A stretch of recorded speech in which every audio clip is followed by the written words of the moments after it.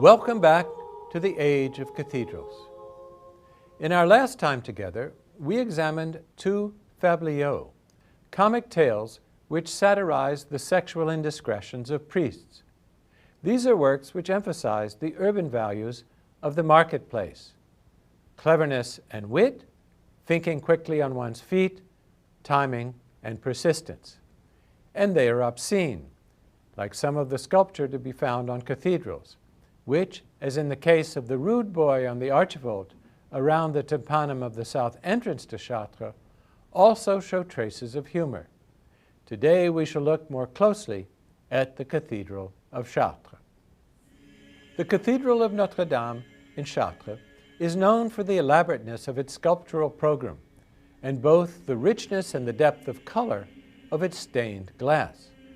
It is one of the jewels of the region immediately adjacent to the Île-de-France, just far enough from Paris that the revolutionary hammers that damaged so many of the cathedrals in and around the capital did less harm here. As a great high church, Chartres shares many of the features we have seen at Saint-Denis and Notre Dame in Paris. One of the unique features of Chartres is that we possess literature about the building of the great church and the wonders performed there in the form of short pieces from the 13th century by an otherwise unknown author, Jean le Marchand, or John the Merchant, who wrote a series of miracles of Our Lady of Chartres, much like the miracle of Theophilus that we discussed in relation to Notre Dame in Paris. You read several of Jean le Marchand's miracles for this week.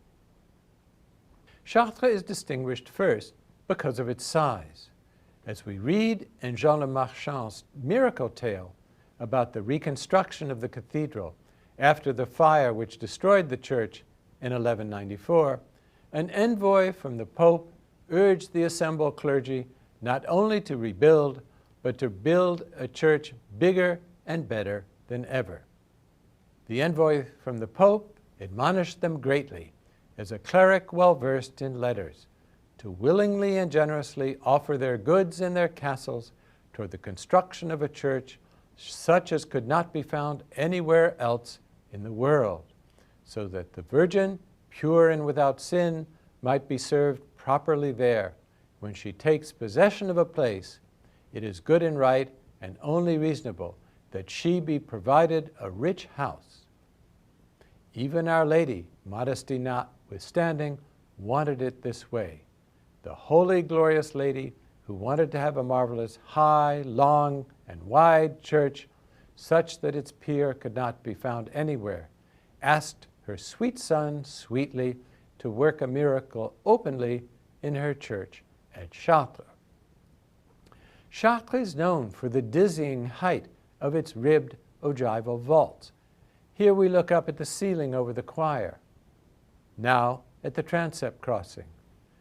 Notre Dame in Chartres has a long nave and great balletic arrays of flying buttresses, which appear lighter and lacier than previous renderings of external reinforcement, without losing strength, because of the use of vertically grained spindles, like the great curved railings of which the arc is a banister between the great counterweight of the exterior buttress and the high springing of the nave and choir vaults. Chartres is a place full of mystery, and one of its distinguishing marks in the center of the nave is a great labyrinth which dates from around 1200 and is one of the only two remaining Gothic labyrinths, the other being at the cathedral in Amiens.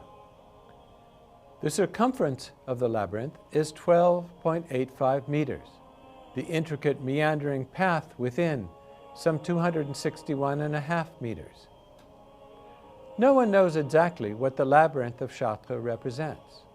On one account, it signifies the journey to Jerusalem, placed on the medieval maps at the center of the world, or, symbolically, the journey to the heavenly city, of which the space of the cathedral is supposed to offer an foretaste.